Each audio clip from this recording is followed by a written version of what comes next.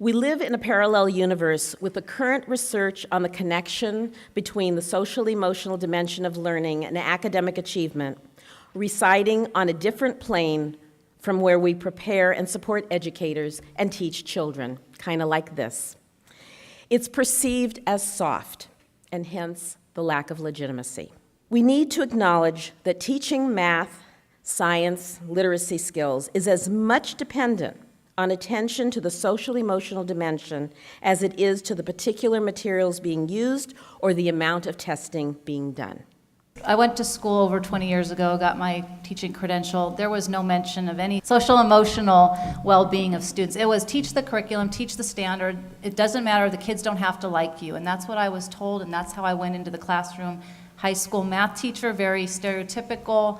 Yes, I'm going to teach you math, and I don't care if you like it, I don't care if you don't like me, but I'm going to make you like it. And I realized that I was not having any success, but I didn't know any better. If you're going to deal with the social emotional issues, which to us were fundamental, students were disconnected, they were apathetic, they were not motivated to do well, or we couldn't find the right button to push. And so we really decided we had to deal with the cultural issues and the structural issues, so really both parts of that. And the cultural, I boiled down to this. We need to know on our campus there is an adult who believes in every child at that school.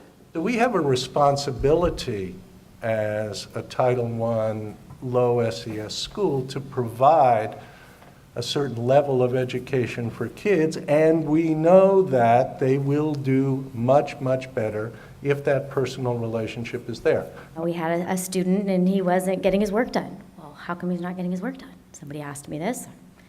I don't know. I don't know why he's not getting. I'm keeping him after school. He's in at lunch. He hasn't had PE in 6 years. I don't know why he's not getting his work done. So I went to his house, and it was my first home visit.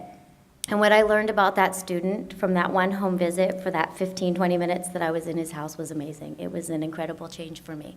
This evening, it's very affirming that when, we're from the university, and that's a good thing because we research and we write and we have titles and all of that. But when you get a bunch of smart and intelligent and committed people together in a room like this, good things happen. I mean, there's a thing called positive deviance, and you've seen that in this group of folks. The fact of the matter is that this is important stuff, and whatever we can do at the center to legitimize this material is what we really want to do. We talked a lot about how important it is to know our students and know what their backgrounds are, what their home situations are. Just really knowing where our students are coming from so we understand if their attention is wandering, that they have, they're fighting for survival.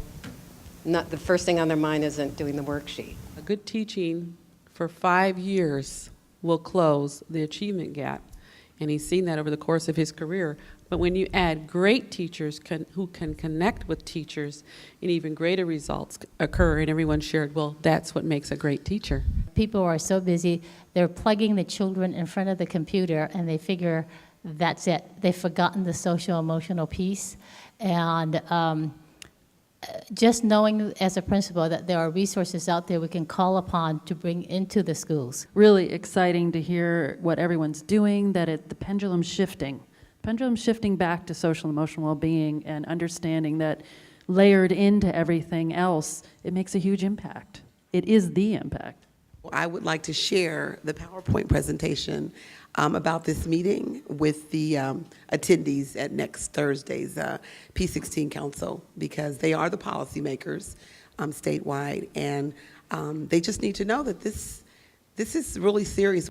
Well, this is my second event that you've hosted, and again, I leave here much the same way, invigorated that we're not out there doing it by ourselves, that there really are other people who are engaged in this, because sometimes it feels so alone, so uphill, and get joy and satisfaction out of what we do within our own little walls, but to know it's bigger is really, it helps feed the soul.